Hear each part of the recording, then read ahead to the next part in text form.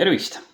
Kui sa lähed jõusaali ja soovid treenida rinnalihaseid, siis on selle üheks peamiseks ja väga efektiivseks viisiks kangi rinnad surumine. Ja tänases videos keskendun ma sellele, millist pingi kallet peaks sel eesmärgil eelistama, et tulemus oleks maksimaalselt kena vaadata. Seega, kui sa avasid selle video seetõttu, et sul on vähemalt 2 Kalle nimelist sõpra ja sa tahaksid teada, kummaga koos on mõistlikum jõusaalis rinnalihaseid treenida, siis sellele küsimusele sa täna kahjuks vastust ei saa ja põhimõtteliselt võid video nüüd kohe kinni panna. Selles mõttes on ka tänane video natukene erandlik, et kui ma tavaliselt keskendun sellele, mis on tervisele ja üldisele elukvaliteedile kasulik, siis täna ma räägin asjast visuaalse, ma isegi ütleksin esteetilise nurga alt.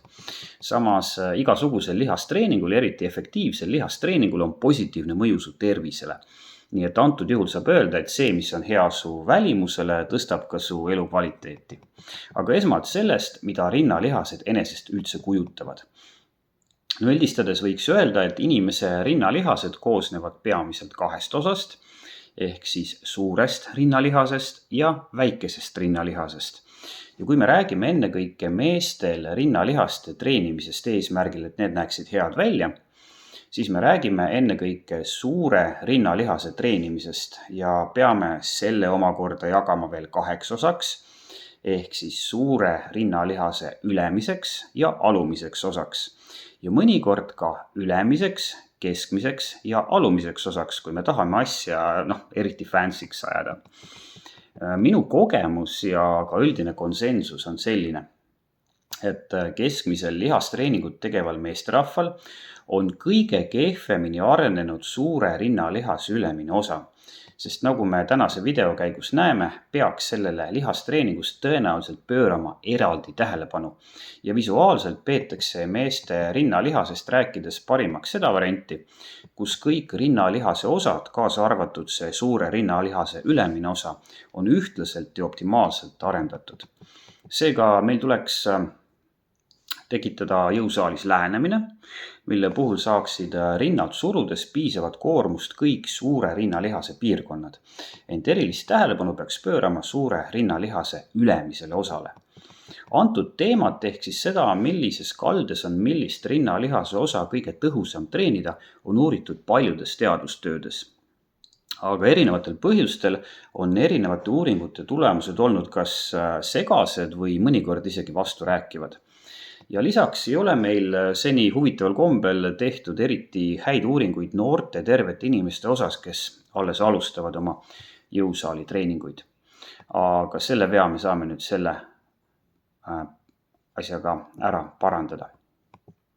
Üks asi, milles uuringute tulemused on olnud üksmeelsed ja milles ei ole teaduslike leidude tervikut vaadeldes põhjust kahelda, on see, et negatiivse kaldega pingi kasutamisel aktiveeruvad erinevad suure rinnalihase osad oluliselt vähem kui horisontaalsel pingil või positiivse kaldega pingil.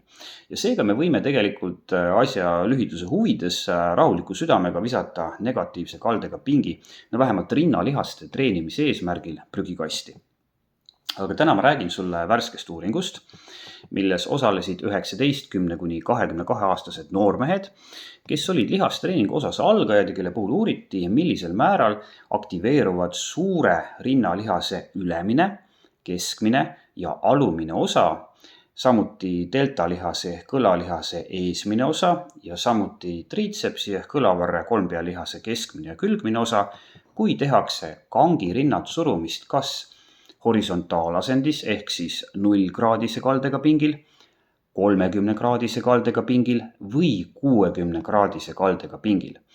Erinevate piirkondade lihaste aktiveerumist mõõdeti elektromüogrammi elektroodide abiga ja lihasaktiivsuse mõõtmiseks kasutati kangi surumist rinnalt 50% raskusega katsealuste ühekorduse maksimumist.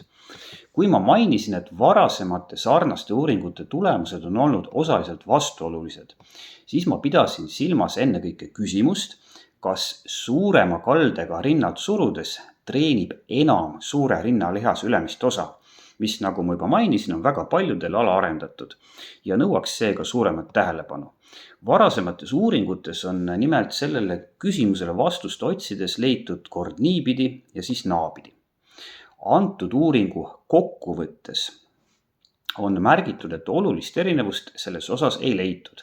Aga kui ma vaatan tabelit, kuhu kõik muudatused on kokku viidud, siis on see erinevus siiski olemas ja tegelikult on see erinevus üsna märkimisväärne. Isegi juhul, kui seda leidu ei saa nimetada statistiliselt oluliseks. Ja tähtis on ka tähele panna, et suurim on positiivne muutus 30-kraadise kalde juures.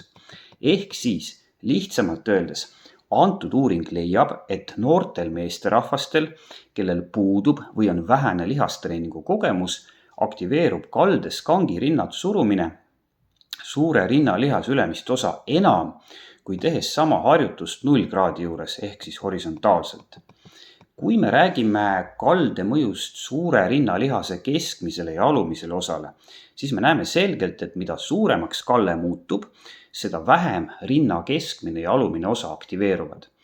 Väiksemas osas selgitab seda see, et sel juhul teeb suurem osa tööst ära rinna ülemine osa, aga suuremas mahus tekitab selle efekti see, et suurema kalde puhul rakenduvad töösse enam deltalihase eesmine osa ja triitseps, nagu me sellest tabelist väga hästi näeme.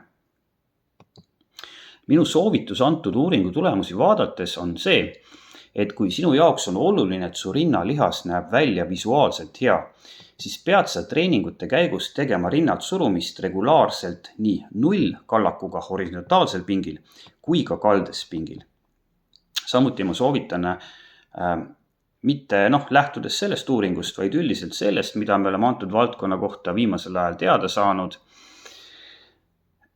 teha neid harjutusi rinnalihasele erinevas kaldes nii hantlite ja kaablimasinaga kui ka teiste jõumasinatega, sest see annab muu hulgas lisades mehaanilist pinget lihastele nende väljavenitatud asendis treeningu tulemustele olulise plussi.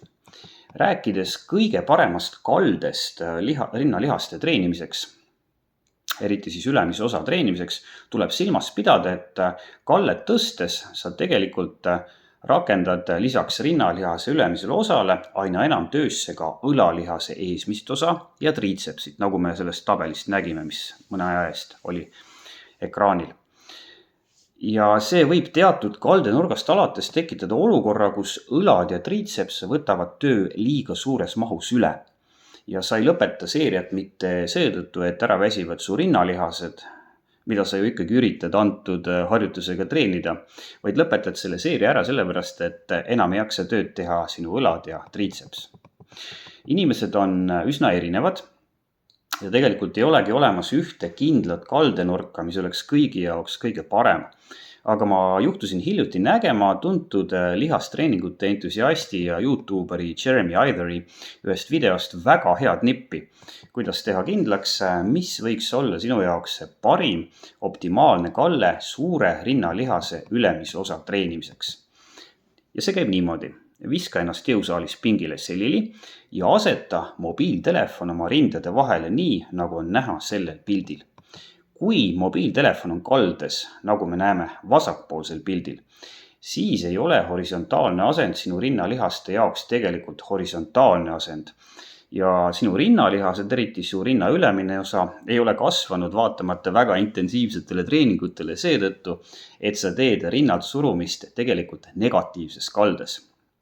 Mis on, nagu me juba selgeks tegime, ütleme suboptimaalne variant.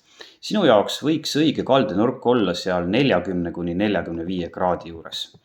Kui mobiiltelefon ei ole kaldes, nagu me näeme parempoolsel pildil, siis on sul lame rinnak ja sinu jaoks on mõistlik pingikalle rinnalihase ülemise osa eelise arendamiseks umbes 30 kraadi. Sest kui sa tõstad pinki sellest enam, hakkavad deltalihase eesmine osa ja triitseps rinnalihaselt vaikselt tööd üle võtma. Vaat siuke nipp. Jõusaalis näeme!